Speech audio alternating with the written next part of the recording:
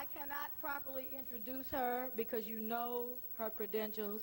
Any words that I would have to say would be probably just not even nearly close to the magnitude as well as the gratitude that we owe this woman. Last year, I gave a few words in the form of a prose, and I think I'll just abbreviate those and do it a little bit again this year. Well, brothers and sisters, it seems only right that on this Saturday night that we would be in this place to finally get the record straight. Our ancestors have given us the right to sing the praises of one FrancesCressWelsing. She told the story, the melanin story she told that made us know that we were so bad, so black, and so bold. Praises be to FrancesCressWelsing. Thank you.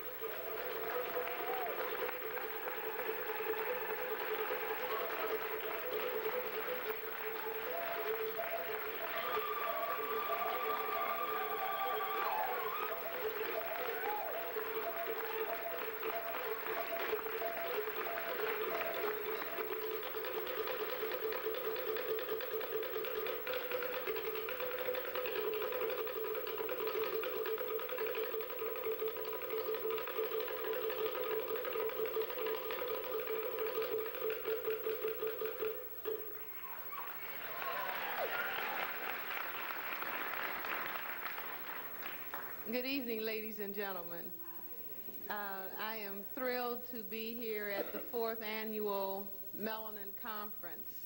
I hope my eyes don't look too tired. I was in New Orleans before, but here I am. I feel that the ancestors have been invoked this evening, and I feel that they have given me the charge, and they continue to give me the charge to recruit for the Army of Justice, to recruit males and females and males that are going to take their melanin selves and lead this army that is going to end the greatest injustice that has ever been on the planet Earth, and that is the injustice of racism and the injustice of white supremacy.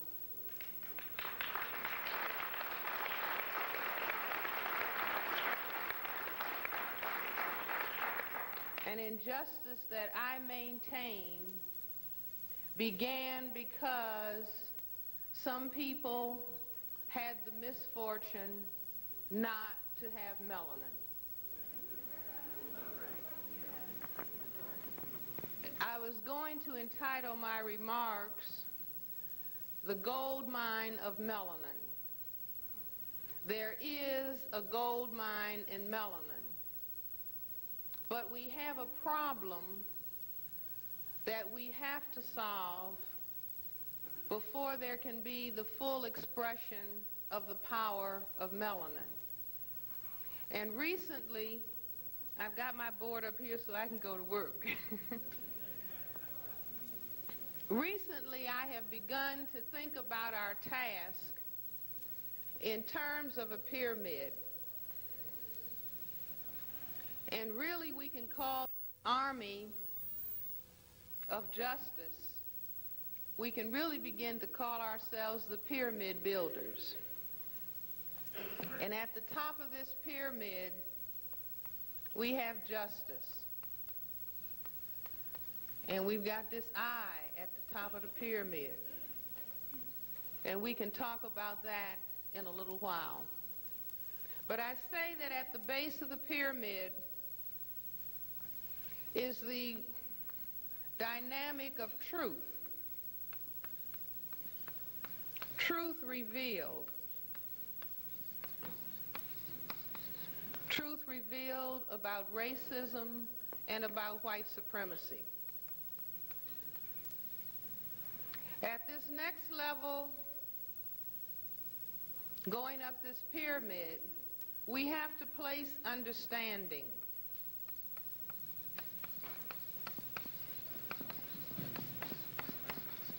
Because we not only have to reveal truth, but we have to have an understanding in depth of what it is that we have revealed. And then we have all of the areas of people activity: economics, education, entertainment, labor, law, politics, religion, sex, and war. Those are the areas of people activity through which we have to express our understanding and our knowledge of truth. Atop the areas of people activity, the next level has to do with what has happened to us. And what has happened to us is that we have learned to despise and to hate melanin.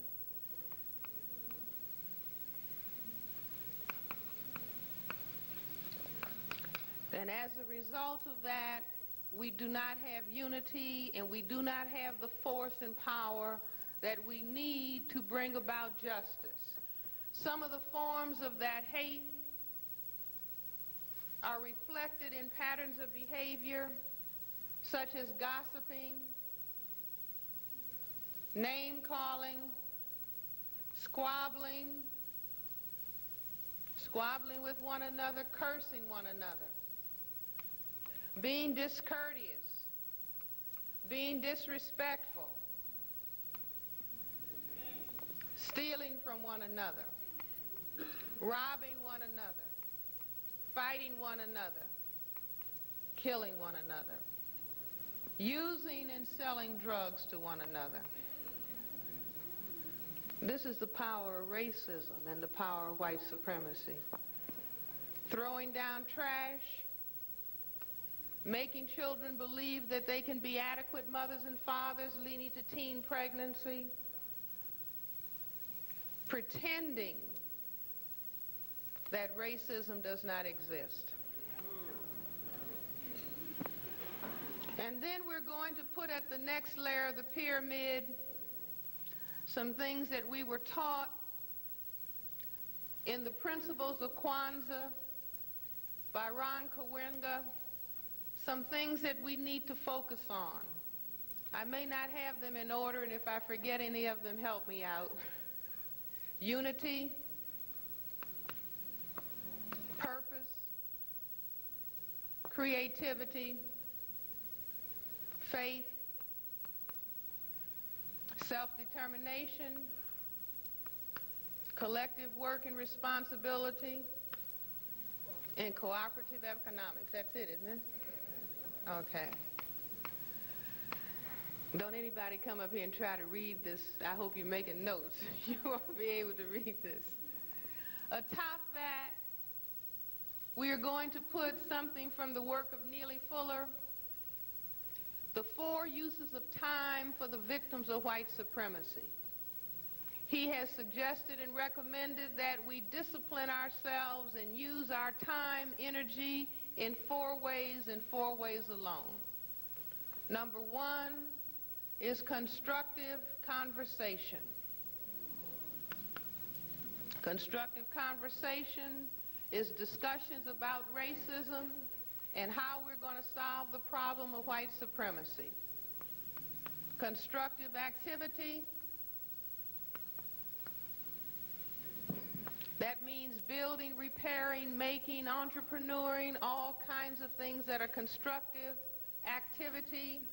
3, sufficient eating and sleeping, and hold your seats. Sexual intercourse no more than twice a week so you stop worrying about it.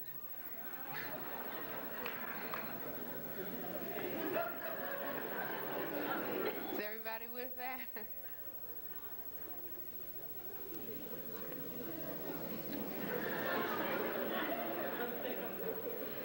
Now this is what we are trying to achieve. It is a difficult task, but so was it difficult to build the original pyramid. lifting those gigantic stones that constructed the original pyramids is something akin to what it is that we must do to bring about this revolution so that there is justice on the planet and that there is peace in the universe.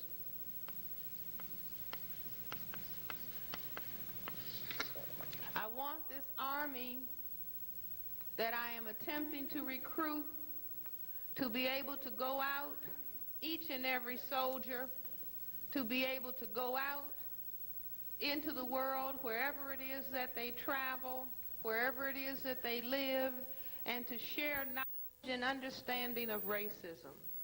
I think that one of our greatest challenges and one of the things that is going to bring us very great results is that when we use the word racism, to be able to say exactly and very clearly what it is that we are talking about. Simply to use the R word is not sufficient, because people will come along and say, well, you're saying that I'm racist, and I'm saying that you're racist. Everybody's a racist, right? No. Racism means white supremacy, and we can go on to detail it from that point. I say that racism is a global system of behavior organized by persons who classify themselves as white, whether consciously or subconsciously determined. The goal objective is for white genetic survival on the planet Earth and to prevent white genetic annihilation. Because on this planet, the vast majority of people have melanin in their skins, and they are black, brown, red, and yellow. All of those people are genetically dominant compared to people who classify themselves as white. Now, that's very long-winded, but I certainly hope that we can begin to master that definition or some definition of racism so that when we use that word, we can say, this is what we're talking about. And if you're talking to someone who classifies him or herself as white, and then you challenge them and you say, not a hostile challenge, an intellectual, analytical challenge, and you say, what is the definition that you are using? And if your experience is the same as mine, then they come to a halt. They are not able to succinctly describe what it is that they're talking about, but that does not stop us. Now, there may be some persons in the audience who haven't heard me talk about racism, so let me just drop back a little bit and share with you how I came to understand racism in the way that I understand it. I met Neely Fuller in 1967. Neely Fuller is a guard at the Bureau of Engraving in the District of Columbia. He had started writing about racism during the Korean War, and he made a very profound conclusion. I consider it to be profound. He said racism was a system. It's not institutional, it is a system. A system encompasses institutions. He said racism is a system. The system is global. It is global as well as local. That means it can be here in Dallas or New Orleans, but it is also all over the world. There is no place on planet Earth where racism defined as white supremacy does not exist. It is everywhere. He went further to say, unlike Karl Marx, who said that economics caused racism, Neely Fuller turned that upside down and said that the system of white supremacy establishes specific patterns of behavior in all areas of people activity: economics, education, entertainment, labor, law, politics, religion, sex, and war. So that everything that is done 24 hours a day by this collective is for the purpose of establishing, maintaining, expanding, and refining white supremacy. So when I heard this gentleman say that, my brain computer said, that man is really saying something. And I wondered what would cause them to establish this behavioral dynamic, that it seemed the places that I had been on planet Earth, the few places that I had been, every place, this system was intact. I remember when I first went to Europe, I thought, well, it probably won't be there. It was there. When I went to Mexico, it was there. Go to the Bahamas, it is there. It is everywhere. Okay? So I said, why? What would cause it? And I came to the conclusion that what was producing this global pattern of behavior that was causing us to have so much grief was the fact that on this planet, 1/10 of the people have white skin, 9/10 of the people are black, brown, red, and yellow. And the black, brown, red, and yellow people, unlike the propaganda that the people who classify themselves as white, they were busy telling us that it was the black, brown, red, and yellow people who were genetically inferior, but indeed it was they who were feeling genetically inadequate because all of the black, brown, red, and yellow people are genetically dominant in terms of skin coloration to the people who are classified as white. So around the 13th, 14th century, or after the people who left Europe and circumnavigated the planet and found out that every place they landed, the people were colored. There was no place outside of Europe where there were people who were classified as white. Everybody on planet Earth was colored, and if these white male persons in these little boats stopped and had sexual intercourse with the ladies of color and waited for 9 months, they found out about genetic dominance without having a big genetics laboratory. They found that all of the children, when you mix white plus black, white plus brown, white plus red, white plus yellow, equals colored. So they learned something that was very, very critical. They had found out this information from the time that people who classify themselves as white began to come into Africa long time ago. They also found that white was genetically annihilated.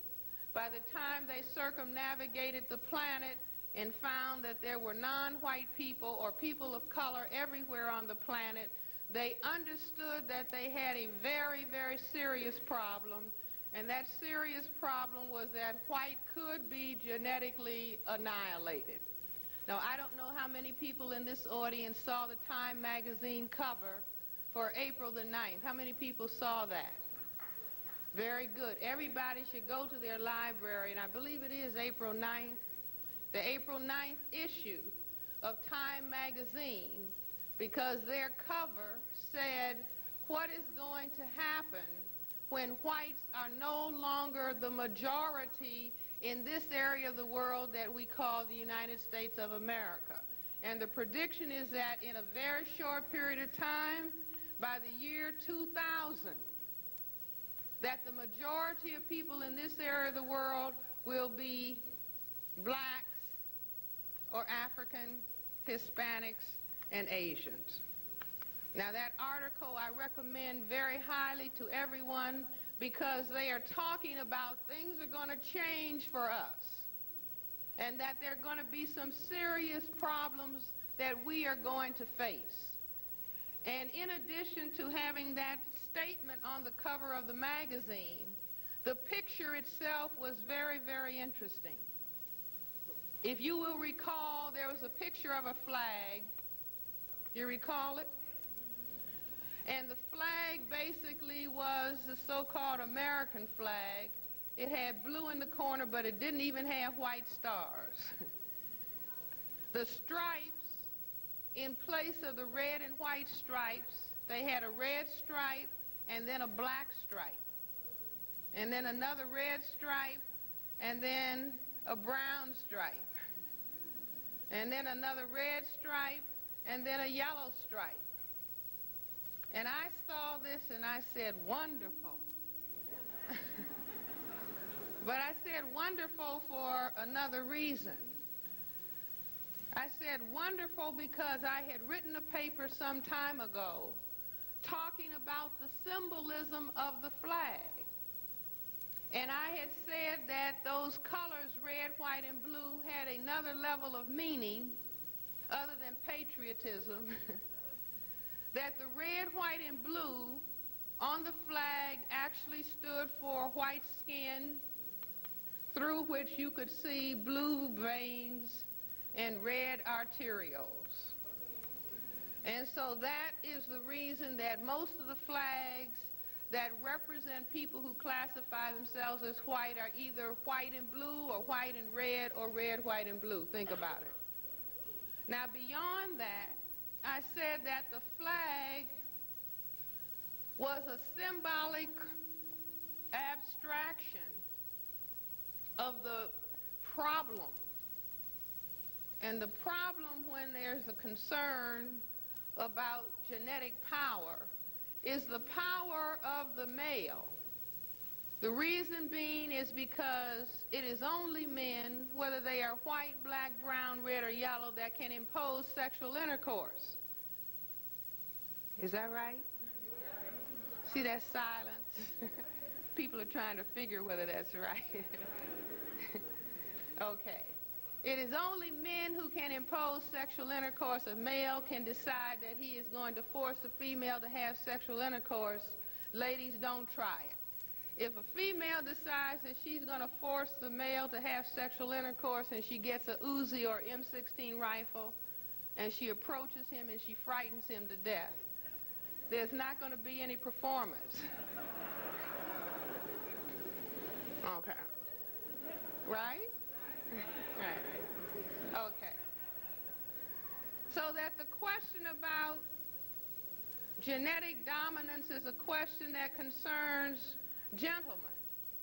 And so I said in the paper that I wrote some time ago that if you look, that's the, head-on front view of male genitalia, but this is a lateral view. And if you make an abstraction, and the brain makes abstractions all the time, I guess that's a very good way that it can store a whole lot of data. And if you make an abstraction of the lateral view of the male genitalia, you have a flag. Can you see that?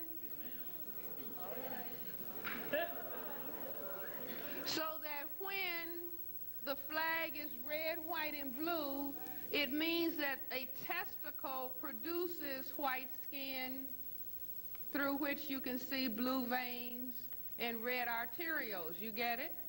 So Time magazine just proved my point, and I was thrilled because they took the white out and put on the flag black, brown, and yellow. Do you understand? And I bet if I went and found that artist, he would say, no, that isn't what that is. Okay, but the ex-president, Ronald Reagan, in his past autobiography entitled, Where is the Rest of Me? That's the name of it. But he said that when he was born, he said his father was a first-generation black Irishman. But his father said that when Reagan was born, that his skin was white, his bottom was red, and his face was blue. And ever since then, the red, white, and blue has been significant and important to him. But can you see, I don't think he really understood, but he was saying that white, his father was so glad he was white, that is the significance. So all of the furor in the laws that they're trying to develop and pass about you can't desecrate the flag is a symbolic way of saying that you cannot castrate white males, which is why there was a song saying a long time ago, the old flag can never touch the ground. Because if the flag was indeed the symbol of the testicles. If the testicle touches the ground, it means that there has taken place a castration. Do you follow? Okay.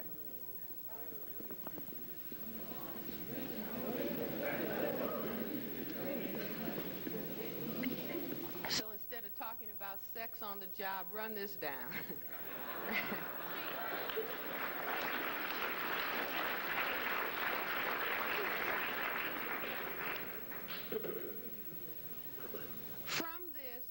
From this discussion, I understood something that was very, very significant in our history: the lynching and castration of black men.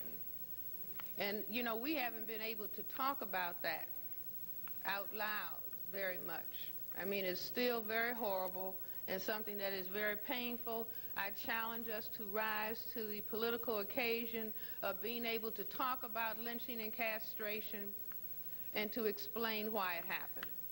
That if indeed there was the fundamental fear and concern about white genetic annihilation, it would stand to reason that there would be a horrendous attack on the black female, right?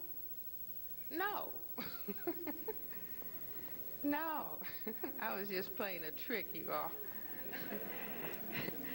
If there was concern about genetic annihilation on the part of the global as well as local white collective, then it would stand to reason that there would be a horrendous attack on the black male. Do you see? Because it is only the male that can impose the white genetic annihilation, because it's only men that can impose it, okay? So that the lynching and the castration was the expression from the white psyche, from the white male psyche specifically, but there are pictures of lynchings where you have white females and children standing around the lynched black male, you see, burning body and cheering. There are also descriptions in which the people took the genitals home. I won't say they ate them, but they took them home. You see, because there are some cultures where, to this day, people go in bars and eat the testicles of bulls. Bulls. How many people are aware of that or know that? Okay. Now, this is supposedly a particular male delicacy. I won't say for black males, but if we understand our ancient history, Osiris, the Egyptian god that has been described as Lord of the perfect black, the symbol of Osiris was the bull. Do you see? So when people are eating bull's balls, they are trying to ingest the power of the black male, okay?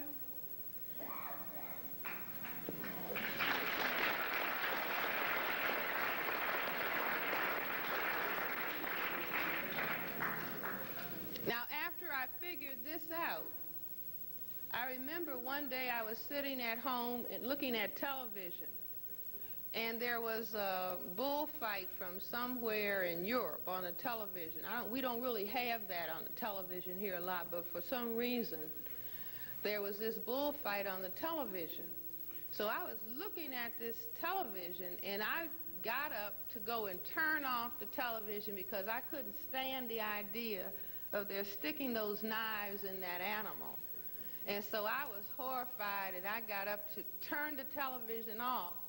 And just moving across the floor, I saw the expressions on the faces of the people in the audience. These were white faces, and the people, they were going out. So I said, wow. You see, because their reaction was quite counter to what I was feeling. And so then I said, oh, wow. These bullfights have something to do with lynching. Because the same people that cheered in the lynching were cheering and going into orgastic spasms watching this bull be killed. And so I said, this is, yeah, right, sick. I said, this has something to do with black people. So I start, go to the library. You got to go to the library, go to bookstores, pull out books, stand in the bookstore, stand in the library, and let the Spirit move you so you know what book to touch with your hand, because you don't have time to read all of them. And the Spirit will lead you, right?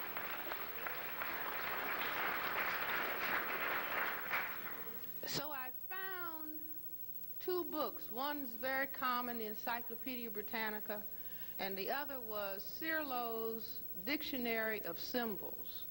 And I bought this book a long time ago and had never really looked in it. And so I just said, well, let me just look at this book. And lo and behold, in Cirlo's Dictionary of Symbols, under bull, guess what it said? The bull is the historic symbol of the Aryan superiority over the Negro. So I had to sit down with that. But that was the last thing I expected to read. But I said, wait a minute, something is wrong.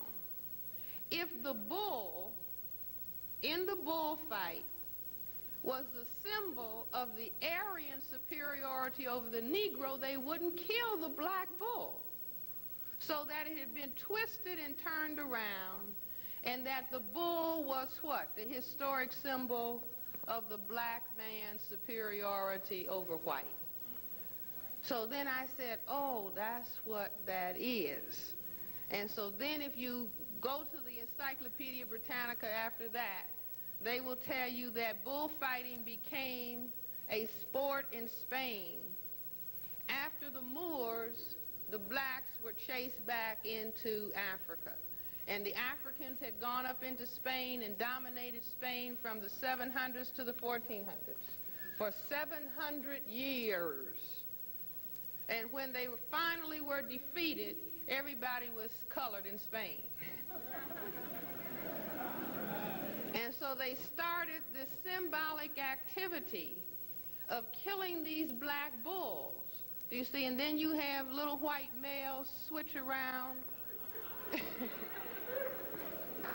shaking their you-know-what in front of the bull, in suits of light. Now, do you see what I'm saying? Suits of light, meaning white people.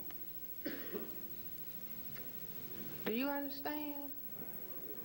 And so they symbolically carry out this attack on the black male in the activity that they call entertainment of the bullfight. I also understood, if you begin to understand racism, not just they won't let me go to the toilet, they won't let me live in that neighborhood, they won't let me go to that school. That's the surface phenomenon of racism. Deep beneath that surface phenomenon is the fear of white genetic annihilation and the concern for white genetic survival. Once you begin to understand this, and that it is determined at conscious and subconscious levels, once you understand this, then a lot of things that you see around you every day will begin to be clear. Like I said, lynching will be clear. Eating chocolates will be clear. Is everybody into chocolates? Okay. The white supremacy, well, let me just back up and cover the tanning. Now, this is important. Do you see, this is important because we have been taught to what? Hate melanin. We have to be honest. We hate melanin. Nobody wants to be crystal black. Crystal black. See, start saying crystal black. Wow. That brother was crystal black. Wow, that sister, look at that crystal black. See, you're supposed to say, yeah, but I felt the vibe drop. A little bit okay for the brothers, not okay for the sisters. We're going to change that as we make this revolution. Okay.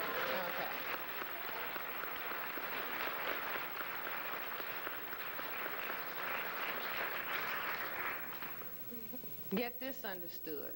All of the colors are fine. But we have been taught to hate the basic color. And the way that the universe works, there's no way that we are going to find the secrets of melanin as long as we hate melanin. You cannot find the meaning of melanin and simultaneously hate it. So we have to really get on top of that. But tanning, while the people who were the melanin people under the conditions of white supremacy were taught to hate color. So all of us learn before we learn how to read. If you're black, stay back. If you're brown, stick around. If you're yellow, you're mellow. And if you're white, you're all right. 1990, they have tested black children and found that if you give a black and white doll to black children and ask which one do they want, they will select the white doll, and this is 1990. Now, don't feel bad about the children. White supremacy is just riding on. If you look at television all day long, you're going to have to jar your brain to get white supremacy images out. Because all we see is white, white, white, white, white, white, white, white, white, white, white, white, white, white, white. And if a child watches the television and the child never sees his or her image looking intelligent, then the child doesn't want to be that which never appears on television. Do you see? Or the child doesn't want to be that silly-looking person that they throw in, an occasional black, or an occasional black male child that's got his hat turned around backwards. So we have to get into understanding what a turned around backwards hat means, that you don't know which direction you're supposed to go in. White supremacy understands that. That's why you will rarely, if ever, see a white male child or a white male with a hat turned around backwards. Turned around backward hats are for us, okay? But children don't want to be it because they don't see themselves on television. In addition to, this is a global system of white supremacy. The language itself teaches white supremacy. So you can watch a black weather person say it's going to be a black day today. That means it's going to be thundering, lightning, raining, hailing, everything that you don't want to face. That's supposed to be a black day. Or the stock market falls and then they say it was Black Monday or Black Tuesday. And then we'll go around and repeat, yes, it was Black Monday. That's what we have. The language under white supremacy teaches white supremacy, and so we have to systematically go through and pull out those things that are against us in the language and begin to turn it around. But the children learn, so white supremacy is being taught. Also under white supremacy, white people who we thought liked their color, unbeknownst to us, on our side of the track, we were trying to get rid of our color, wondering what kind of bath we could get into that would take some of the melanin away. And the white people were on their side of the track, even when it was cold, trying to tan. Tanning is what? Tanning is forcing cells, the melanocytes, that under normal condition in white skin cannot produce melanin. But if you bombard those cells with the ultraviolet rays of the sun, you can force them to produce small quantities of the enzyme tyrosinase. And that enzyme is essential for the production of melanin. White skin has the absence of tyrosinase, and that means that white skin is albinism. A-L-B-I-N-I-S-M. M, that white people say is a genetic deficiency state, not FrancesCressWelsing, white people. They didn't expect that FrancesCressWelsing would come along and say, well, this is the same as white skin. And it is, okay. So that while they are tanning and taking every dark substance that they can conceive of into their bodies, chocolate, Coke, coffee, tea, scotch. At least that's labeling some of them. You see, an obsession with taking dark substance into their body, in addition to calling chocolate candy erotic or chocolate cake erotic.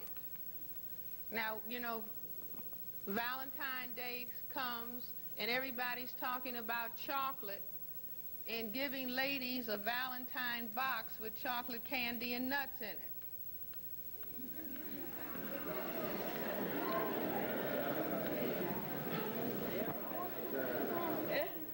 See, in black ladies, we're so busy being white ladies that we didn't realize we already had the chocolate with us. See.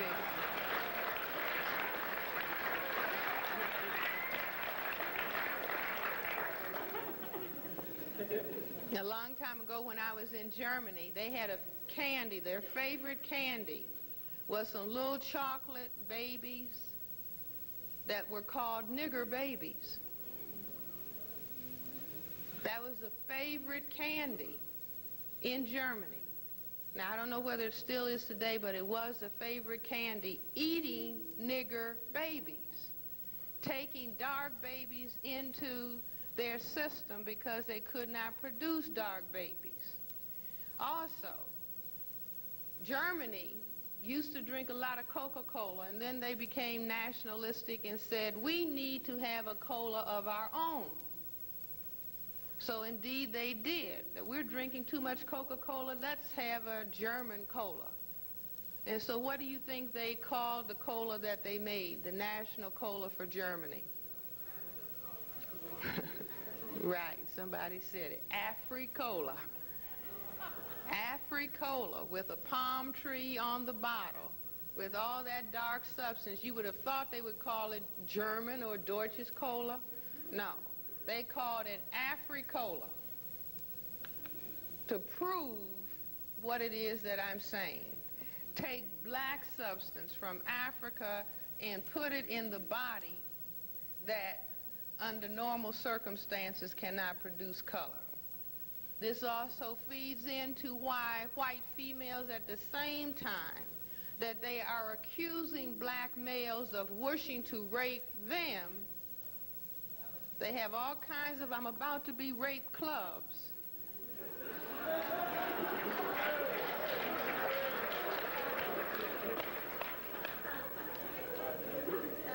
Now don't misunderstand me.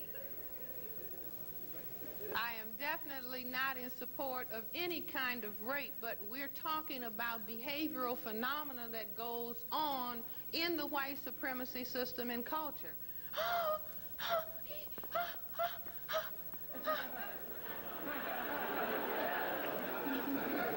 See, I've even seen teachers, white adult teachers, start talking about a little 9-year-old. Well, I didn't know what he might do to me. I mean, he's a little boy. You see, but this dynamic goes on.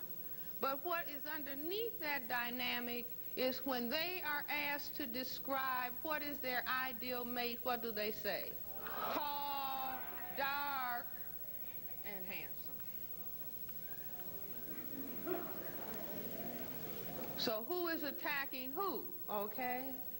Tall, dark, and handsome. And that's why all of their idols, Rudolph Valentino, the Sheik of Araby, that's what they called him. The matinee idol and the lover. He looked like a non-white man. Elvis Presley, where people still line up and go to his grave. Why? because he was a white male with dark hair who could move his hips like a black man and sing like a black man.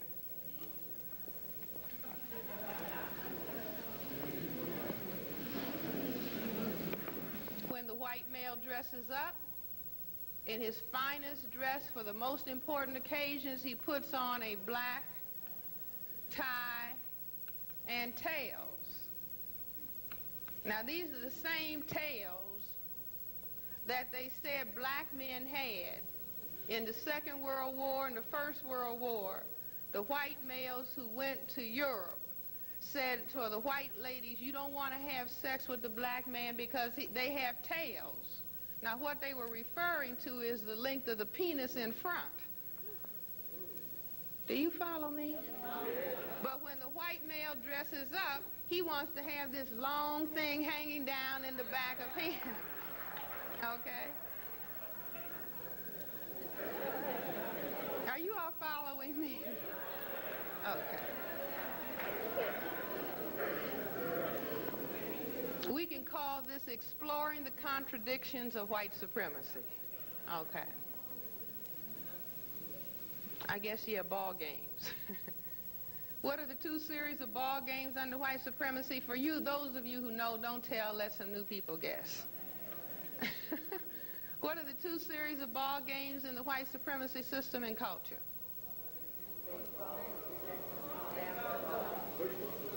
Baseball. Those are C answers. You can't pass the course.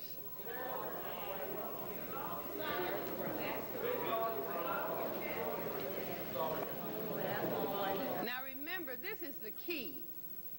This is the key that you have to keep in mind. The key is male genitalia, and the real key is black male genitalia. The concern of the entire white supremacy system and culture revolves around this issue. Okay, what are these things called? Testicles.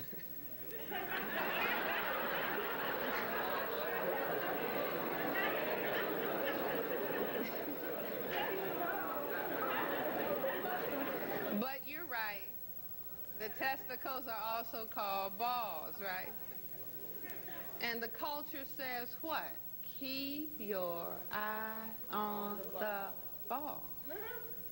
Now, we didn't know. We thought, well, watch the baseball as it's coming towards the bat. No, these are the balls. Okay. So I asked the question again, what are the two series of ball games in the white supremacy system and culture? Everybody looks at it, but not being trained. See, we're right now training ourselves to look at the dynamic of white supremacy, understanding it in depth, deep down underneath, so that we have a different perspective of what the surface phenomena is. Understanding the issue in white supremacy, there are two series of ball games, big brown and small white. Oh! All the balls fall under these categories. Let's start on the white side. Ping pong, tennis, golf, baseball. That's about it, right? Okay. Big brown, football, basketball, soccer, bowling ball, medicine ball. Got some medicine for you, right? Okay. Now, what are the balls that the most virile men play with? The big brown, right. The men that are considered to be most manly play with the big brown balls, football, basketball, right? Now let's look and see where these balls go. Uh-oh. The football goes into some white upright legs at the end of the field.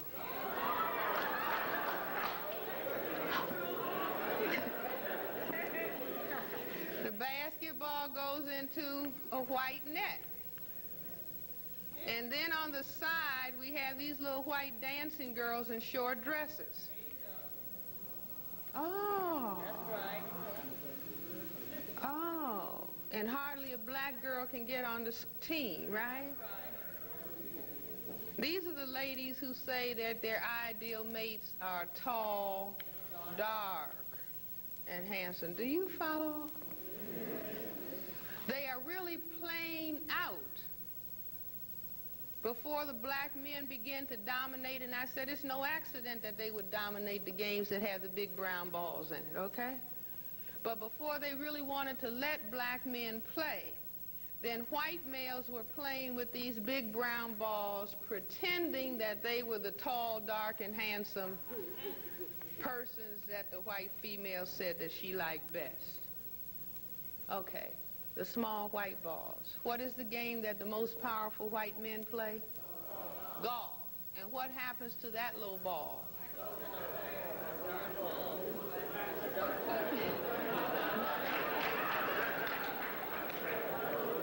That little white ball goes into a hole in black Mother Earth because white men say they're not men until they've had sexual intercourse with a black woman. Do you understand? So there they stand, long stick between legs, trying to put that little white ball in a hole in one. Do you follow? Yes. Everything is racism. What are the two series of smoking objects in the white supremacy system and culture? No, come on, I've told you. See, keep this in your mind.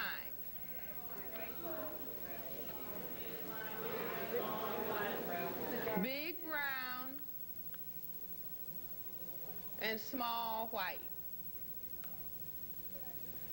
Big brown, cigars, pipes, and mowers. They say they taste better. Small white, cigarettes. And what is the slang for cigarettes? Fags. See, consult your dictionary. I don't make any of this stuff up. White men said that the cigarette compared to the cigar was effeminate.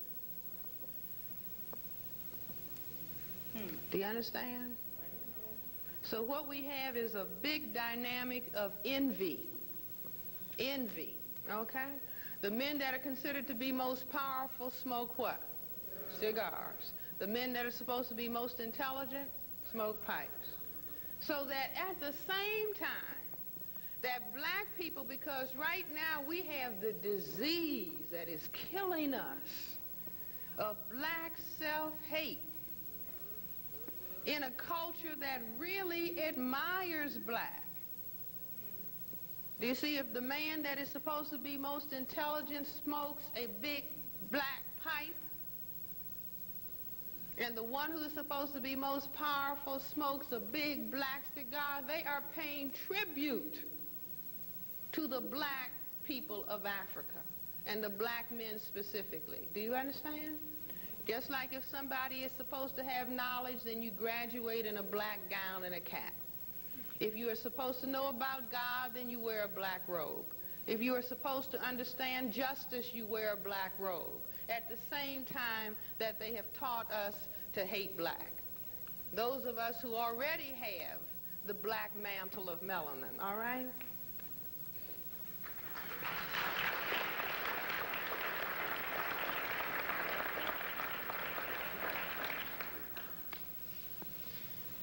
We have an epidemic of black male on black male homicide with gun. But look at this. This is the issue. If we turn that around, or we're looking at the lateral view, and we turn it around 90 degrees, we see this, and what is that? A gun. And what is the gun called in the white supremacy system and culture? The great equalizer. The reason being is that when the white male brain computer looks at the black male and looks at his genitals and realizes that the black male has dominant genetic material in his genitals, that he has genetic material that can cause white genetic annihilation, the white brain computer goes something like this. He has weapon that can annihilate me. Must create weapon, can do same thing. So he creates the great equalizer. The gun can kill black men because the white supremacy system and culture realized that the black male had genetic material that can cause white genetic annihilation, which is what they consider to be white death. Do you understand?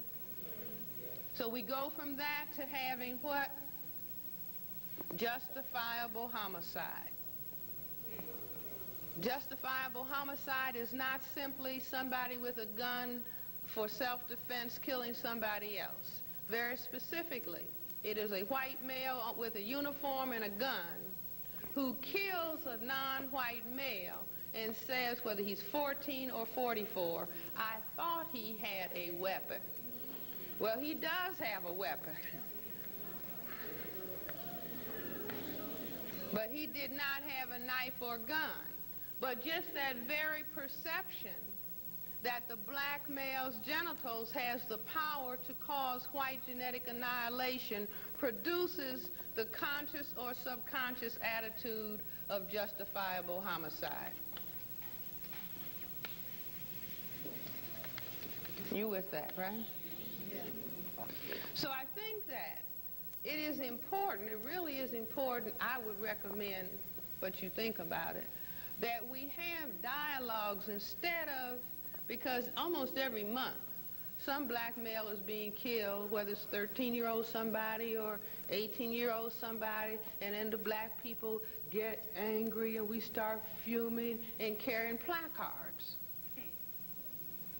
I would say it would be much more effective to hold a press conference and say this is abominable activity, but we understand why it exists. You see, and begin to talk about the fear of white genetic annihilation in the thinking of the white collective, okay?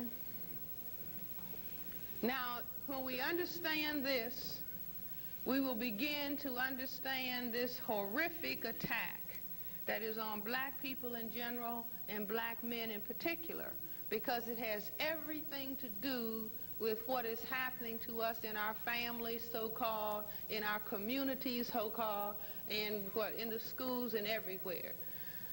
Here's the black male and the black female. You know, we're always talking about black male-female relations and how we have to understand each other more and be sensitive to each other. I maintain the most important thing that we have to understand is the attack of white supremacy.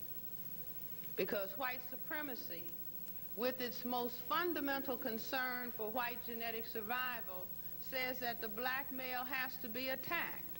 And that attack comes in the form of unemployment, underemployment. And when that happens, then there's all kind of friction in the so-called black family. Sometimes I prefer to call it a survival unit. Okay?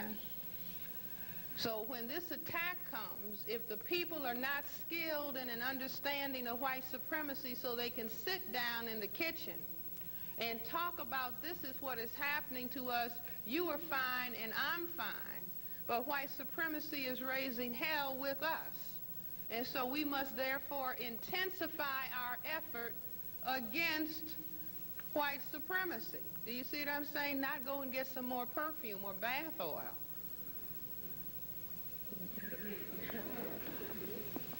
You see why? Because this is a war.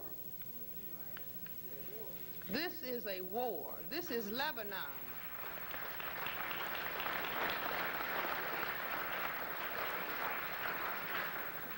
See, if we understood that this was Lebanon, then everything that is happening would be clear.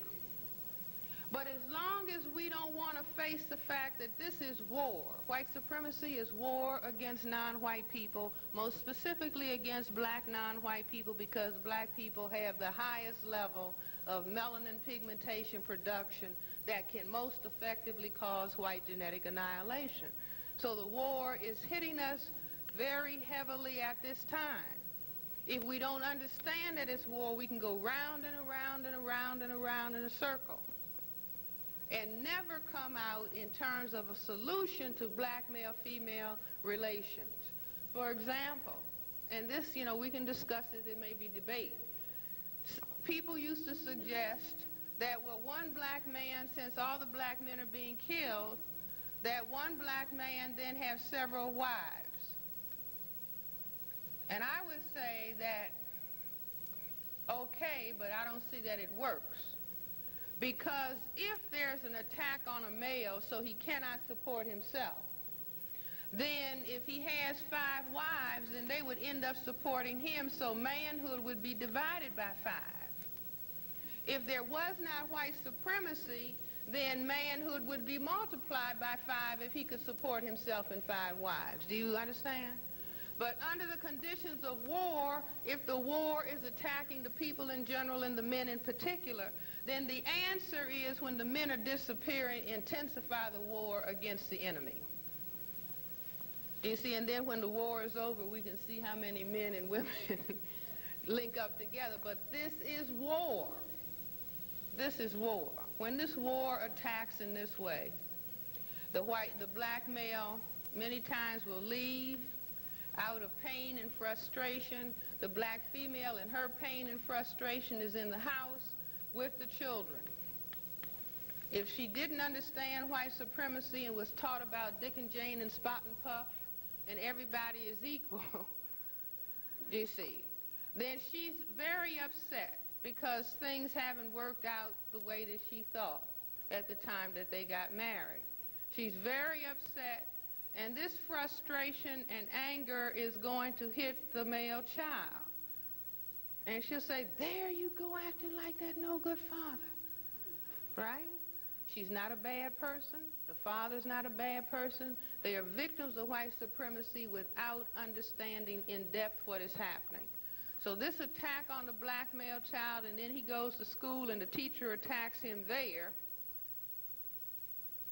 She's frustrated at home, mother's frustrated. So the little male child starts thinking, this is a no-win position.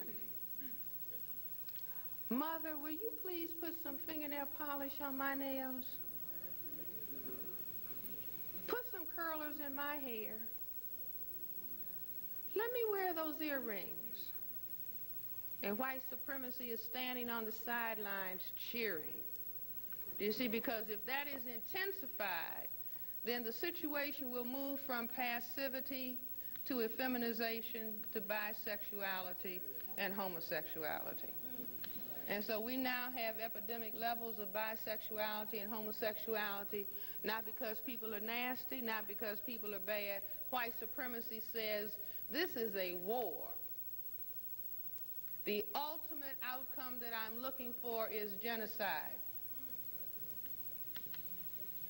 If I produce bisexuality and homosexuality, I will eventually get genocide. That's exactly what I want, because that will allow for white genetic survival.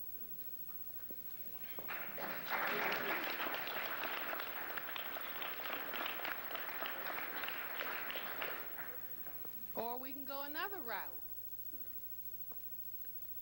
Mothers at home with the children, black male child, black female child, mother's unhappy and depressed, the children are unhappy and depressed. The little boy, somebody says to him, here, I have this will make you feel good. And so white supremacy has put the drugs out here, knowing what is happening. So they put the drugs out here so then he can go to step 2. I don't have a job, but I can make money selling drugs. White supremacy said, this is my trap. I'm setting them up.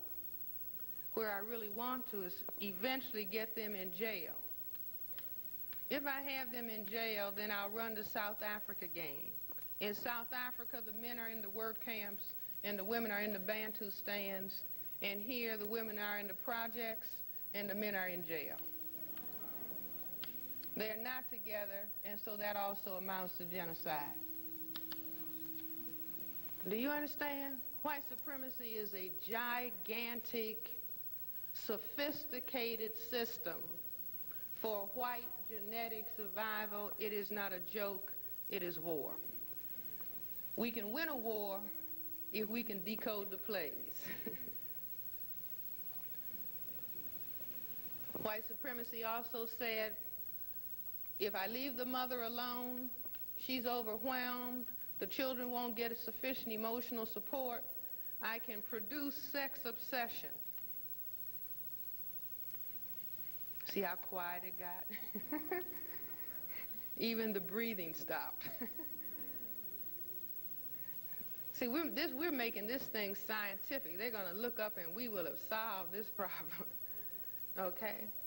If you deprive children of adequate lap time, you saw the little baby that was up on the stage? That little baby is real cool. You lift it up in the air and it doesn't even make a whimper. That's because that baby has a whole lot of lap time. Parents stand up and take praise, okay? But if you don't give children, and it's not because parents are bad, it is because we are under the horrendous stress of war.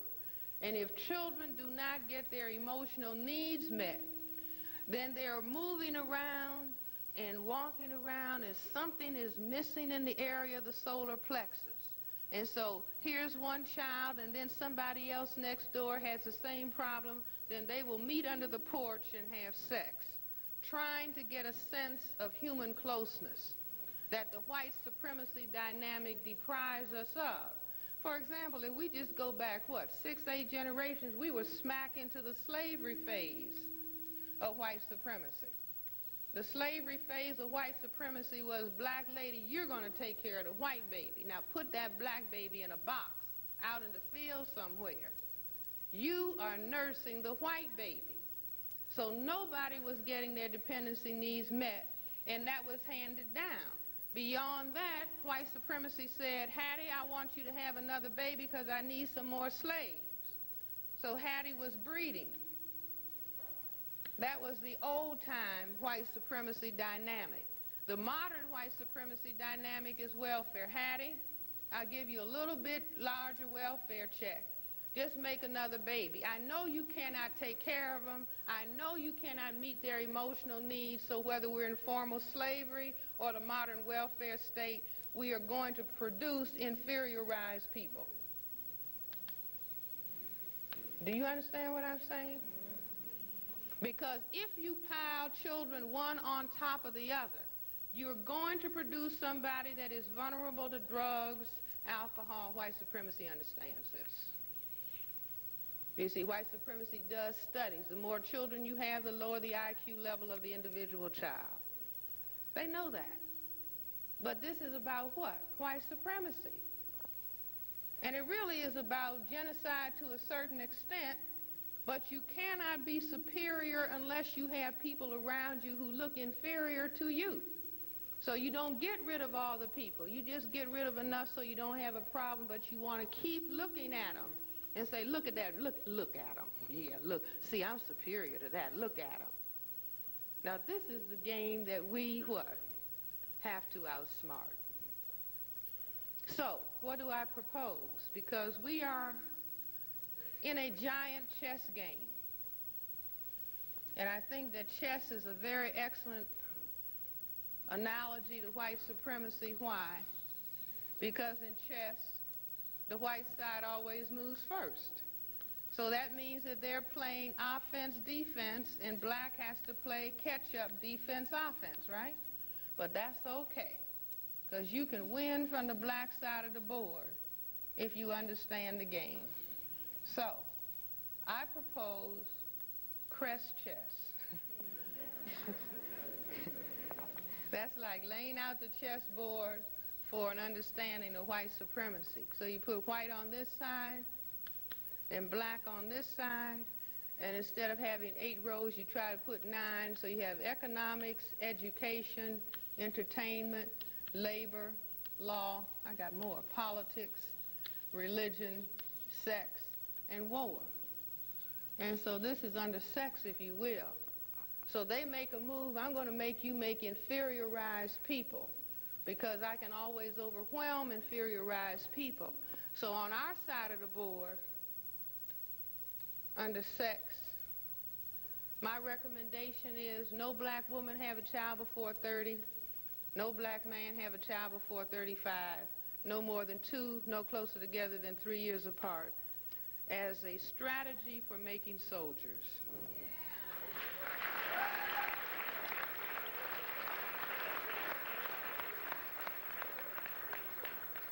See, he has some old parents.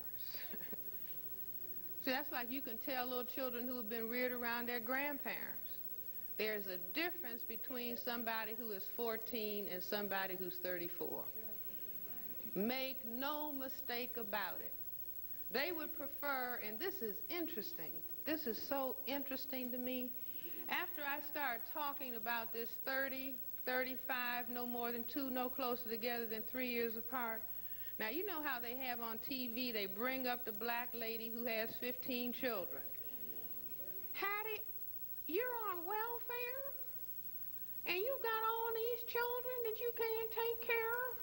You see what I'm saying? That's Donahue and Sally, Jesse Raphael, and all the rest of them, okay? So FrancesCressWelsing comes along and says, black people, no more than 2, no closer together than 3 years apart. You would have thought that they would have put me in all the newspapers. What begins to come out in the newspapers? Recent study, we think it's all right for the black teenager to have children. That this is an all right solution. No. Do you see what I'm saying? The minute we begin to figure out some plays that'll work, they try to take us back to checkmate. I found that absolutely fascinating. There they were talking about no teenage pregnancy, and the minute we say, yeah, we're going to adopt that strategy to make soldiers, then they will put in the paper some study that says, oh, it's cool if the children have children. No, it is not cool. Okay, it is not cool because somebody who is a child cannot teach emotional maturity. You have to have emotional maturity to fight a war.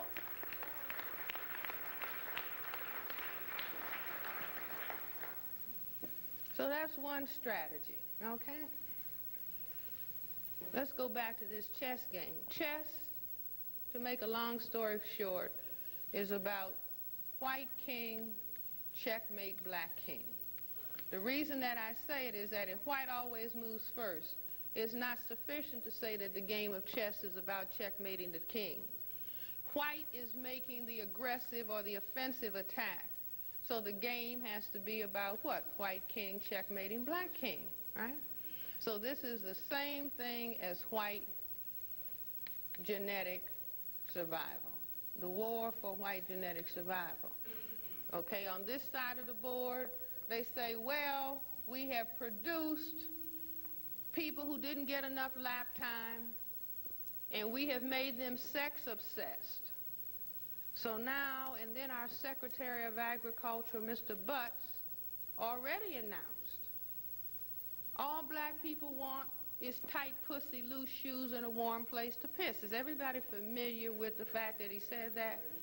Okay. So they knew that we were sex machines, and even James Brown said, get on up, sex machine, and we get up, right? Okay. So they know what they're doing. They said, well, now, right, this will be a perfect strategy. We will make a biological warfare weapon that is sexually transmitted. They are so sex obsessed that they'll be saying, I got to have some, I don't care. I'm not using no condom. Do you all understand? See, they make us, and then they make the weapon to destroy what they've made. But then I found out through a little book that I found in 1987 that was published in 1969. It was a book done by some people in Britain called A Survey of Chemical and Biological Warfare. And in that book, God led me to the little bookstore, led me to turn immediately upon opening the book to the page that discussed vervet monkey disease. Vervet is Latin for green. You know that green monkey they say was in Africa and started the whole thing? That was a lie. But the vervet monkey disease that this book talked about is described in this way: a disease unlike any other organism, unaffected by any antibiotic substances known, can become an infectious disease in man, can be transmitted venereally, that means sexually, candidate for biological warfare. Do you understand? The book was published in 1969. When I mentioned it to people in New York, go to the publisher, get as many copies as you can, I understand that they were told 1 copy per person, then people had to sign their names to get copies, and now you can't get the book. Do you understand? Warfare. Under the 8th area of activity, that's cocaine, crack, marijuana, ice, or whatever they're going to invent next. Do you see? Just like under sex and war, they're going to put out a new virus called Ebola, E-B-O-L-A. And we're supposed to believe, oh, this is another virus out of Africa. Oh, just imagine, another monkey is making this virus. Right. Don't you believe it? Every time another virus comes out, you say biological warfare. Just like the Tuskegee syphilis experiment that ran from 1932 to 1972. The Center for Disease Control in Atlanta and the U.S. Public Health Service, the 2 groups that are now running the AIDS virus campaign, gave black people, meaning allowed black men who were diagnosed as having syphilis, to believe that they were going to a clinic to be treated for syphilis, and they were not being treated, and so therefore they went home and passed syphilis on to their families. They died of it, as well as some members of their family. That went on for 40 years. Do you see? So if anybody comes, well, are you talking about a conspiracy, Dr. Welsing?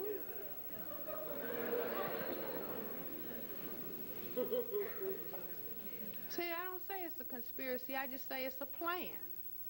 It's an aspect of the plan for white genetic survival. Do you see? Just like what happened to the Semites of the Jewish religion, a plan for white genetic survival. Why? Because in Europe, the Semites of the Jewish religion were considered to be not white people. They were considered, the word Semite comes from the Latin prefix semi, which means half. Half what? Half black and half white. This was a population of people made on the northern tier of Africa of the combination of Greek and Roman soldiers and black women in Africa. So 2,000 years ago,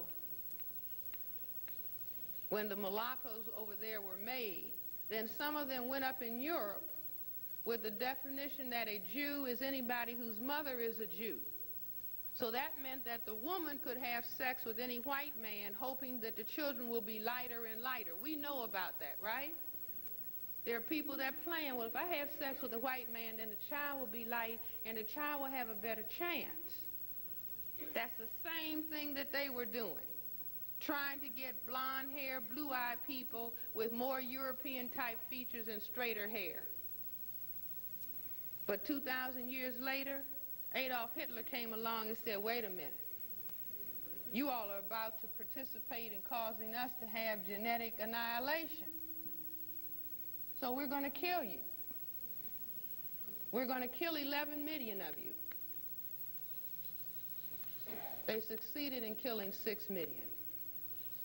I recommend for everybody, go to your video store and get a video of the 1C W-A-N-N-S-E-E, Wannsee Conference. It's a German docudrama that describes the government sitting down and planning carefully how they were going to kill 11 million people. They succeeded in killing 6 because they were not considered to be white. Now, because somebody looks white to us does not mean that white people are thinking of them as white.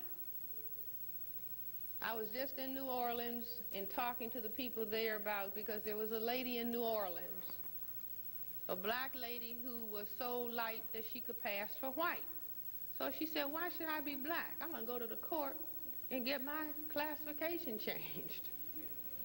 And the court said, I'm sorry, ma'am, you're going to have to stay black. Why? Because if you are carrying even little bits of African genetic material, over time, all those little bits will begin to add up, and the population will experience white genetic annihilation. Are you with me? So I say that we need to get very sophisticated and understand what that dynamic was all about, and not waste our time attacking other people that the system says are not white. Because very interestingly, white supremacy dropped the atomic bomb on the Japanese, right? Second World War, Japanese-speaking non-white people. They reached the 1980s and 90, and they have all kinds of anti-black literature and anti-Semite.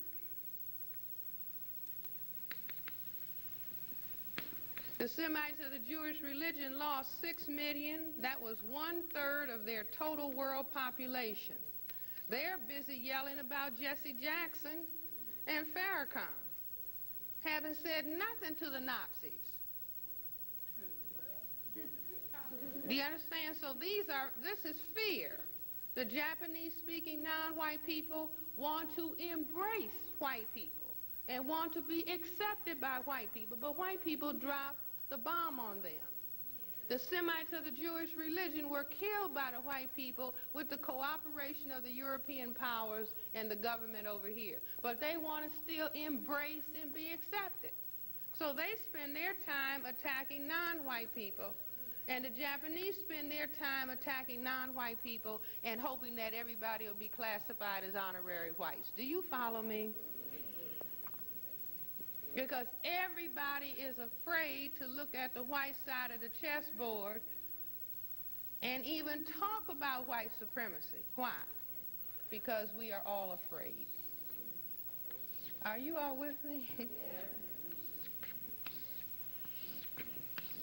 We are not going to make any progress. I don't care what any of the people who are classified as non-white are doing. They are not the enemy. Now, this lesson needs to be taught in South Africa, all over Africa, all over this area of the world. What are we doing with our frustration and anger? Killing one another. White supremacy said, we're going to run a real fast game on them in South Africa. Now, they've been pleading to let Mr. Mandela out. So they say, now, what we're going to run on these people is we're going to smile at them. And we're going to let Mr. Mandela out. In the meantime, we are going to arm different groups of them. And since we have spent so much time teaching them to hate black and to love white, that once we put these weapons in their hands, then they will kill one another, and we'll just lay back and say, well, we can't give one man, one vote to that. Do you understand? Same here. White supremacy functions with a minority controlling a majority by dividing and conquering. If the non-white people on the planet did not fight each other, white supremacy would stop tomorrow. Do you follow what I'm saying? So these are very important lessons Oh, I see. You all, it's after midnight. Very important lessons that non-white people have to master. We have to leave each other alone. That's like black men and women. Leave each other alone.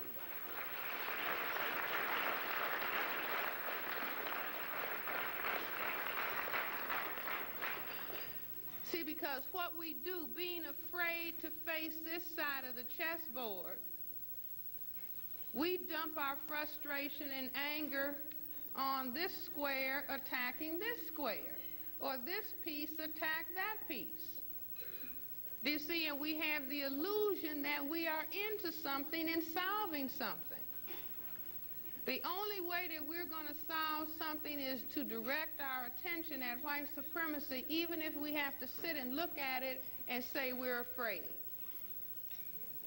Well, you're afraid, so what are you going to do? Well, we don't know. We are not going to do anything because we're afraid right now. If we get over the fear, we're going to start looking in this direction. But this is absolutely critical. Absolutely critical. Don't get on any TV programs arguing with other black people.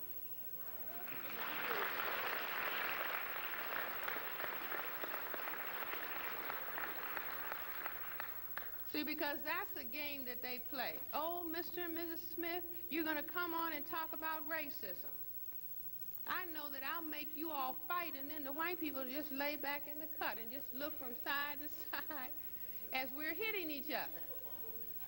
Racism goes on discussed while we are battling it out with each other. So all of these little games, it's just like racism goes on, the black man and the black woman are fighting each other.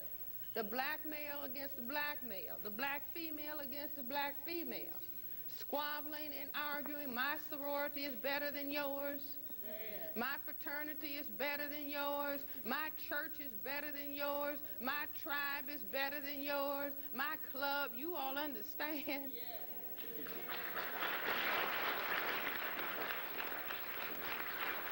My car is better than yours. It'll run faster. It costs more. You see, all these little things that we get all caught up in, as though it means something, so we don't have to look at white supremacy. And this is the fuel that keeps white supremacy moving.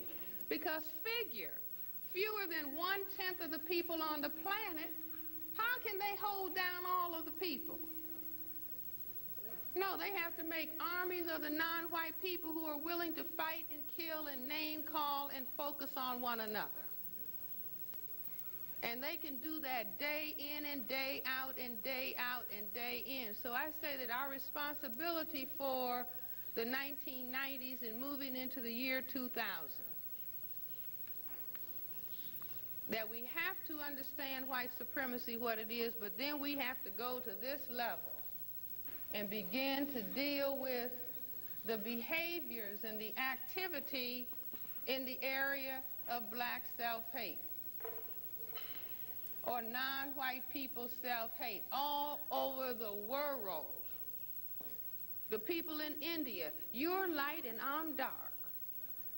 Do you see? And so we're going to be in different castes, and my caste is better than your caste. We've got the same foolishness going on here. White supremacy set it up. That's why white supremacy will move amongst black people. The white male will have sexual intercourse or rape the black female and start making a whole lot of lighter colors. Then telling the lighter colors that you're closer to white, and so you're better. And so now you all squabble and fight. These are tricks of white supremacy. So South Africa says, well, we have a colored population. See, and if white supremacy gets real swift, they'll start lining up the people based on color and say, well, you actually, our anthropological studies tell us that you're not quite black. And so you can reclassify into group K1324. Do you see what I'm saying? They'll run that. You will have a better chance to get a job. Your job will not be taken by the Eastern Europeans who come over here. Do you all understand? Any little play, we have to say, oh, no, interested in that trick. We know what that trick is. We are not going to fall victim to these white supremacy plays. I don't know whether to stop or to go on.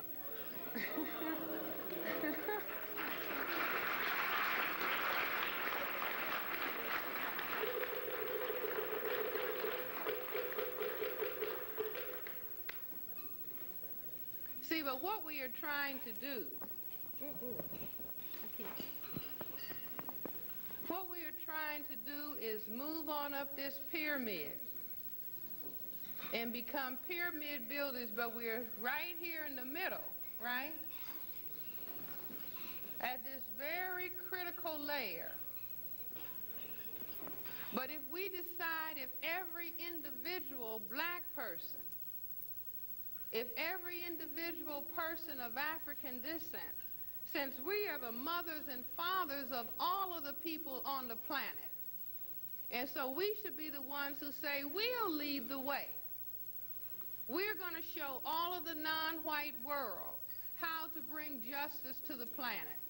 And so we don't have to join any club, but we will start engaging in these exercises of not name-calling one another, not squabbling with one another, cursing one another, being discourteous and disrespectful, not fighting one another, not killing one another, not throwing down trash, not having children think they can be parents.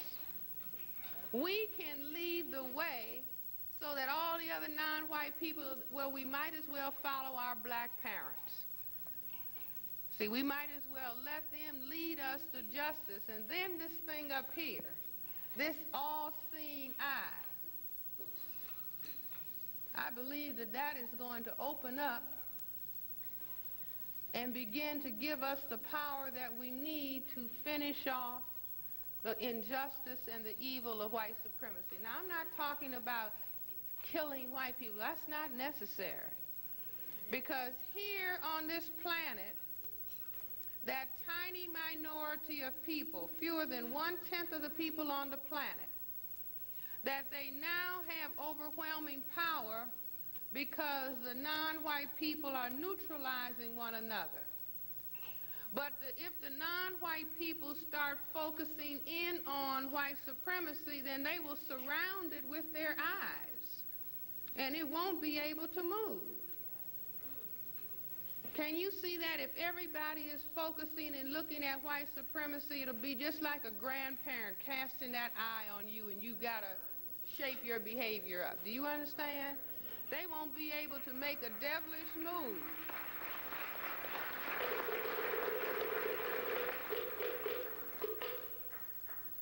You see, but if you follow the media is saying, now, black ladies, you don't really need a black man.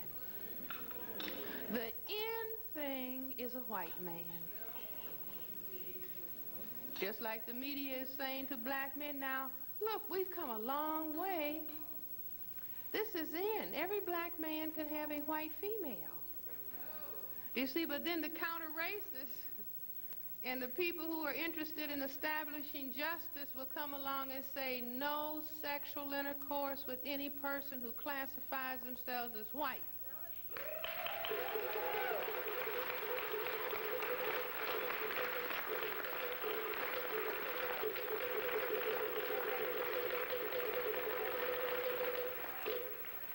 Until such time that white supremacy is eliminated on the entire planet. Now, if you think that that doesn't mean something, I gave a talk some time ago at Washington State University in Yakima, and it was a large white audience. And so Neely Fuller had put this in his book, the textbook for victims of white supremacy. He said, Frances, you can experiment. Just try. Just say that one time and watch what happens. So I suggested that. And two white gentlemen in the audience jumped up and, no, we can't have that. I said, no sexual intercourse between black ladies and white men until white supremacy is eliminated on the planet. And they jumped up and were about to have a stroke. Ladies, that might be our most potent weapon.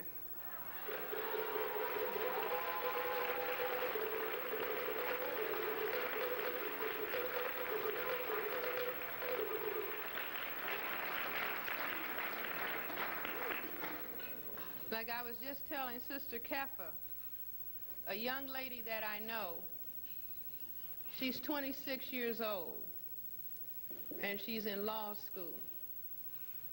And she came and showed me her $10,000 diamond ring. Now, what is significant about the ring, it was a big, beautiful ring.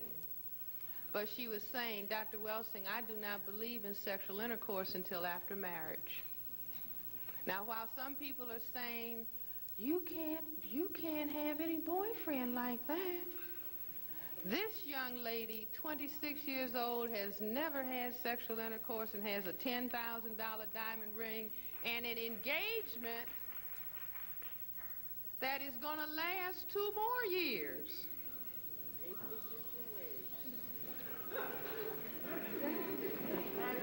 Now, brothers, don't get upset with me. But see, we're trying to build a pyramid here. I mean, if things get good, the brothers will say, you are really beautiful. You're the finest thing. But I'm in school trying to become a soldier. I'm a warrior for justice.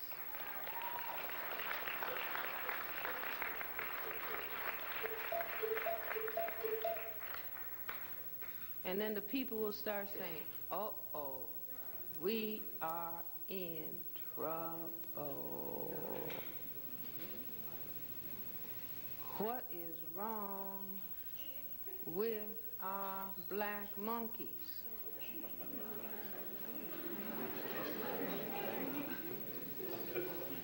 Think of all the money we spent to get them in that shape. All of the years, and you mean they are breaking rank and breaking training? Where are they? The library is overflowing. They're not shaking their booties. The booty is on the chair in the library.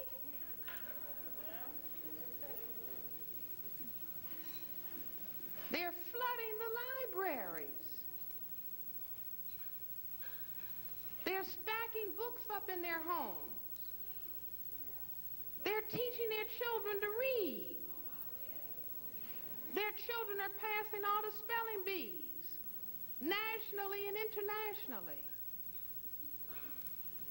My God, they're in the physics institutes, engineering, agriculture, mathematics. Oh my God, we've got a problem here. Do you all understand?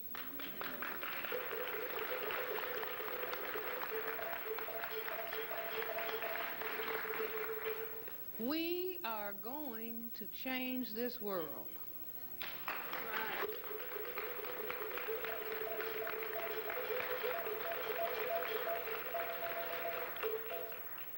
I mean, don't you all hear the ancestors saying you all have everything to work with? God made you the first people. He gave you everything to work with.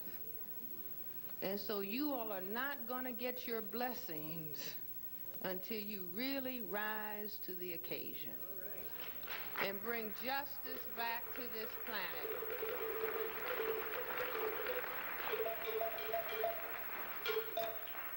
Now, that's what I hear. That's what I hear. You know, every time we say club or sorority, we ought to be saying army.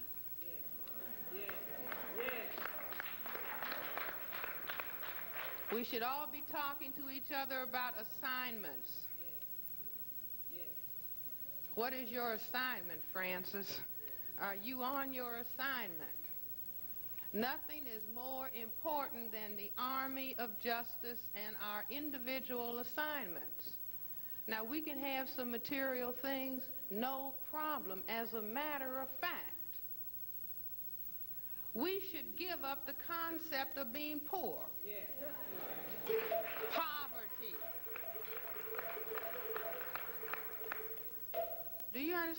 see, we've got that poor, dilapidated, falling apart. We should have in our minds wealth.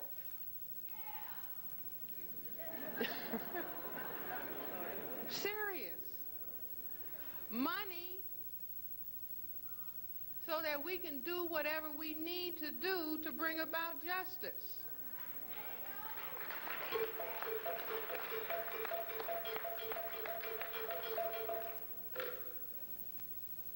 I was reading a book about the subconscious mind and putting material in the subconscious mind.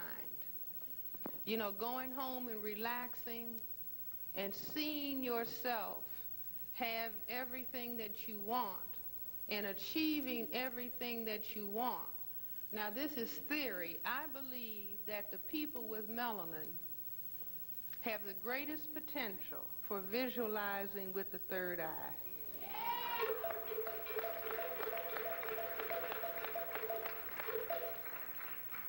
What's that young man's name who can fly? Jordan? And all those other young men that say they visualize the move, right? So we're going to go home and we're going to visualize justice. Do you see, we're going to stop talking about, oh, it's so hard, we can't, I don't think we can do it. We're going to have armies of visualizers, armies of readers, and we are going to bring justice to this planet.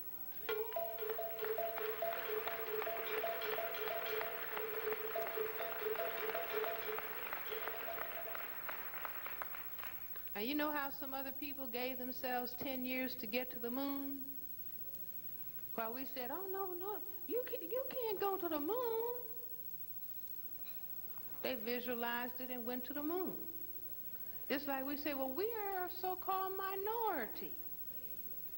They are a minority.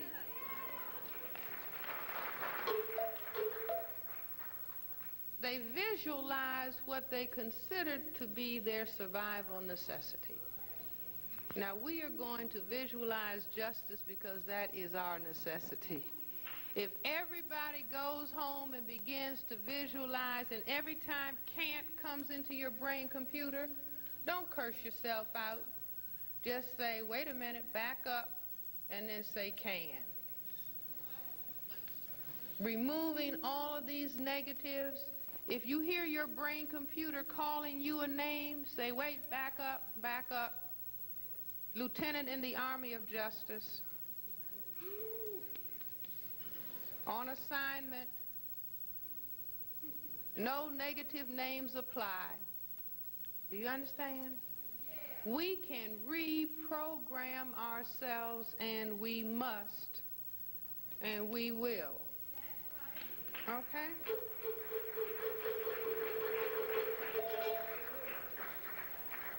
See, it is wonderful to hook up in relationships, but as long as white supremacy is saying you can't have any permanent relationship unless you smash me. So what is our answer? Well, I guess that's what we'll have to do, right?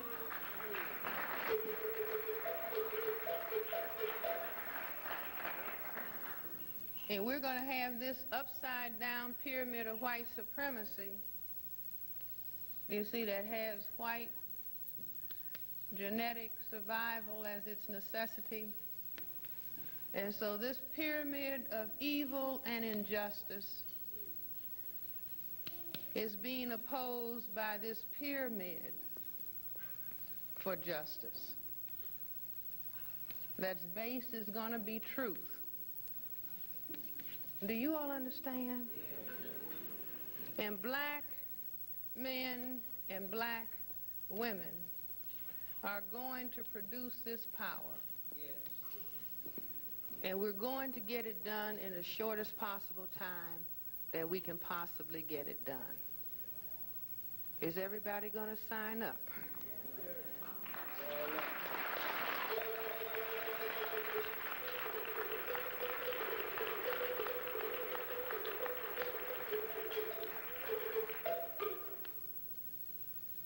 Now let me tell you all about motherfucker so that you can see. The original one? See, everything is related to white supremacy. One time I was someplace in D.C. I was standing outside and a group of black teenagers passed. They were motherfucker, motherfucker, motherfucker, motherfucker. So I said, this must mean something.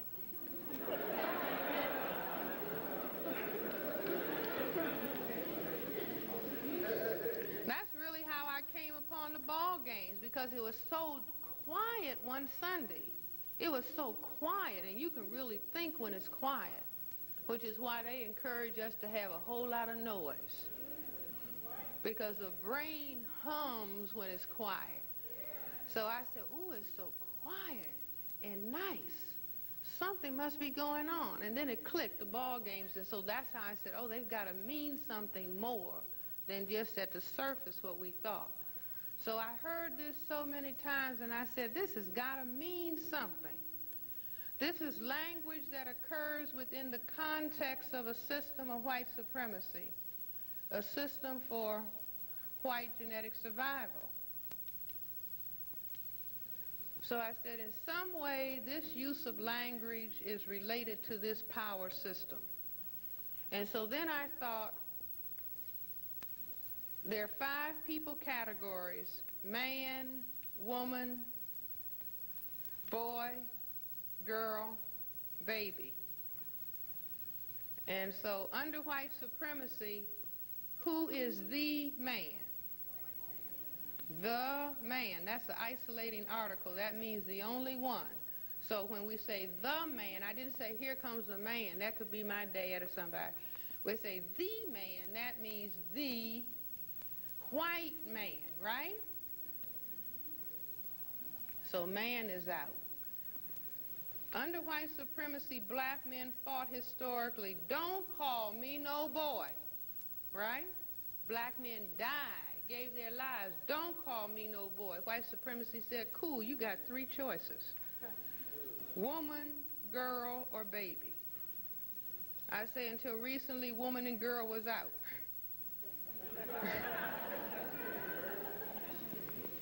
But baby was in. Hey, baby. How many black women have called a black man baby? Tell the truth. I said, in your time. Not now. How many black men have called a black woman mama? Hey, mama, can I ride with you? Tell the truth and get free. Right, right, right, right. How many black men are called a place where they sleep a crib? Okay, watch out. So the brain computer says man who calls another man the man, calls himself baby, calls the woman he sleeps with mama, calls the place where he sleeps a crib, will call himself what? Shall we go over it again? Man who calls another man the man, calls himself baby, calls the woman he sleeps with mama, calls the place where he sleeps a crib, will call himself a motherfucker. Now don't get upset. I wrote a paper called The Motherfucker and the Original Motherfucker. What I reasoned was, I reasoned that if black men stumbled across this symbolic phrase, because what? A baby compared to a man is what? Powerless. Right, you all? You see, if this language would never have happened, if when somebody says, hey, what's happening? If instead of people saying everything's cool, which is a lie, because everything is hot under white supremacy. See, just like the Cold War has ended, that was white people fighting each other. The hot war continues. That's white against non-white, right? Okay. So that if people said everything is not cool, the white man is still in charge, meaning the white collective, then motherfucker would never have come into being. But if people say everything is cool, then the brain is forced to deal with reality. So I said for black men to stumble across this phrase to mean powerless, there had to be another powerless motherfucker on the scene. So who is it? Okay. How so? Okay. The paleontologists and anthropologists are telling us human life began in Africa, right? The mothers and fathers of everybody were black men and women. Okay, so we're the parents of the white people, as quiet as it's kept, okay? So when the white male has sexual intercourse with the black woman, he is symbolically having sexual intercourse with who? His mother. And when he has sexual intercourse with the black woman, she proves that she is genetically more powerful than he, so he feels genetically powerless. And so because he feels genetically powerless, then he imposes political powerlessness on the black male. Do you all follow? Yeah. See, now that's how come white men can't say, they can't say motherfucker.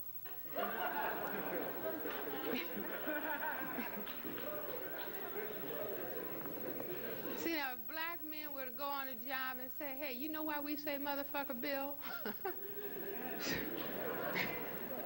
You always wanted to know how come you all say that all the time. Say because your genetic powerlessness imposed political powerlessness on us. Now my mother called me up and she said, Frances,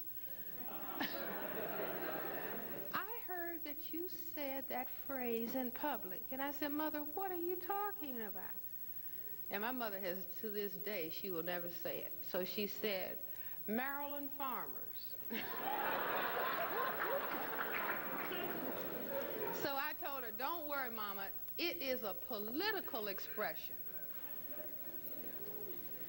See, it is a way that we have of saying powerless without facing the real reality. But somebody said, Satchmo said, somebody said, say what's happening, and he said the white man is still in charge. Now, if we start dealing with that, which is just like somebody saying, did you win the last chess tournament? We say, no, we haven't won a chess tournament in a long time. Well, you all must be stupid. Well, maybe, but you just keep playing. And we're just going to keep watching the game. And I think we're going to begin to do okay. Do you see? So, yeah, we lost the tournament.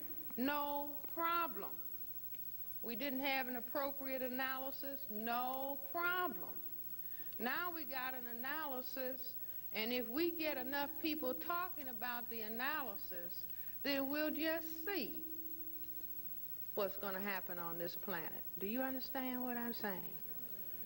We need to say, yes, there's a war, at the same time that we are being as polite as we can possibly be to people who classify themselves as white. See, I'm not advocating honky, no, that's over. See, that's what we did in the 60s.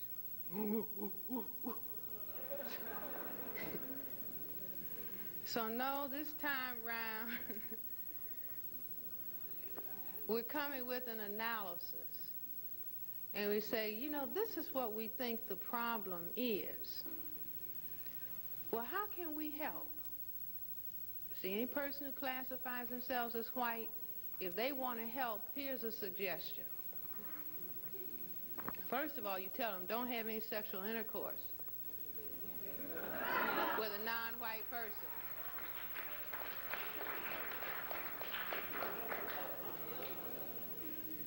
See, and we can then tell them, Neely Fuller says, don't have any children because right now you're just feeding into the system of white supremacy. Okay.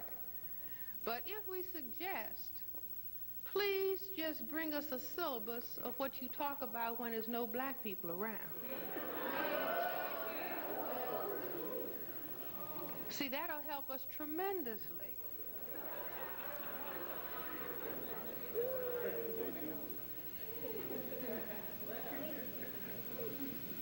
I was talking to Neely Fuller the other day. He said, you can tell a white person, just guide me through and show me how to get that loan at the bank. You can even hold my hand and just show me. Now, this is step one. And then next you do this. And next you do this. Do you see what I'm saying? That's important information. Now, if they're not willing to guide you through, then you say, well, no problem. There was only one John Brown.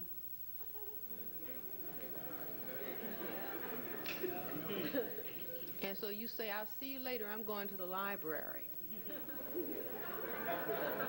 Well, I thought you were going to the club. No, I'm going to the library. See, you didn't show me how, so I have to try to read up on it. I know you got it in one of those books. Okay?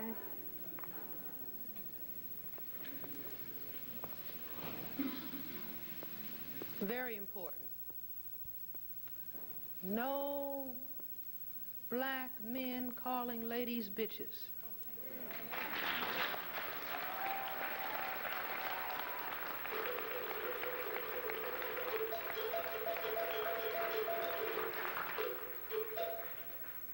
What? That helps all of us, because that would mean if I call a black lady a bitch and I'm a male, B-I-T-C, then I'm calling myself a dog. Because my mother gave birth to me. Do you understand? No black lady saying, I can't stand black men. Huh?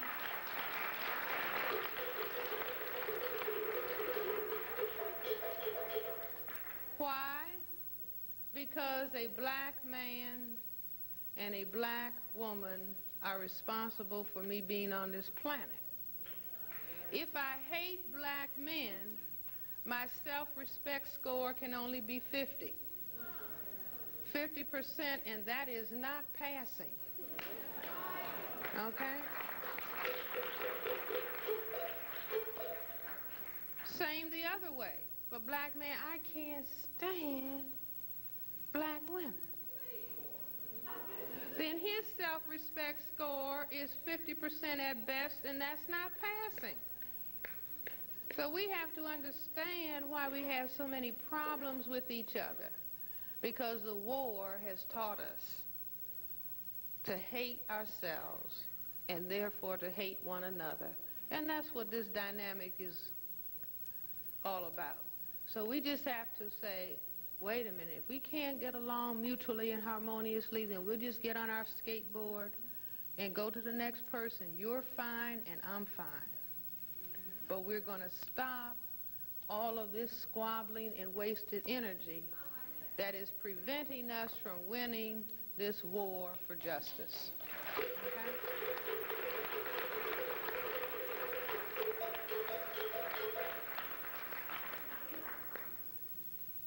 What else? Let me let you all ask some questions as we move into the morning hours. Yes.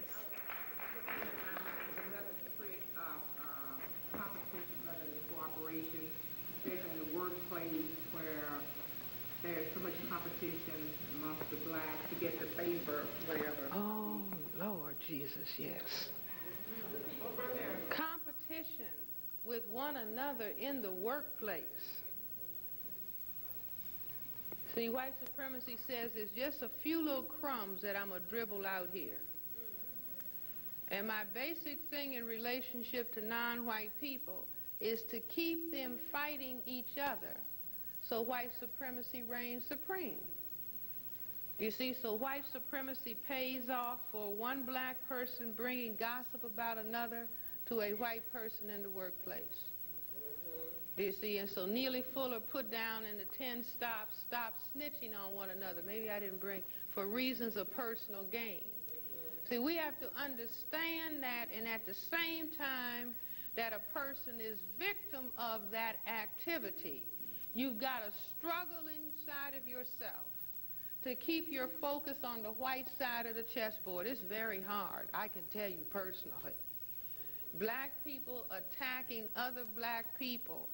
You see, because somebody sitting behind the frosted glass, the gloved white hand of white supremacy, is saying, if you do that to that black person, I will give you a promotion and move you up. You see, that we have to not turn on the black person, although that's very hard because we can kill each other, okay? But to look at white supremacy and hold white supremacy responsible, okay?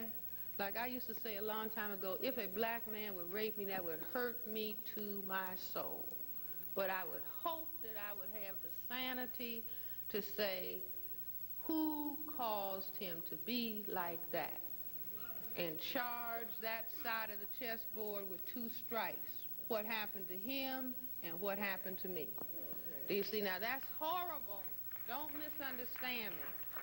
But that is taking it where the responsibility lies. Because, for example, if you have a bully on a playground and that bully sends child A to hit child B, if you just get child A, by that time, bully has sent child C to hit child D. And so what you do is get the bully, the person that is causing the problem. This is who you stop. So when we zero in on stopping white supremacy and labeling it and diagnosing it and talking about it, we're stopping the source of the problem. Because as long as you leave the bully out here, he can infect K and W will hurt X, and then Y. Do you see what I'm saying? So you have to what? You have to stop the bully. And a lot of stopping the bully has to do with simple exposure. Say, no, we understand how white supremacy operates. It operates based on divide and conquer. We're going to hold white supremacy responsible. Any other? Yes, sir. How can we get rid of white Jesus brutality as called superiority?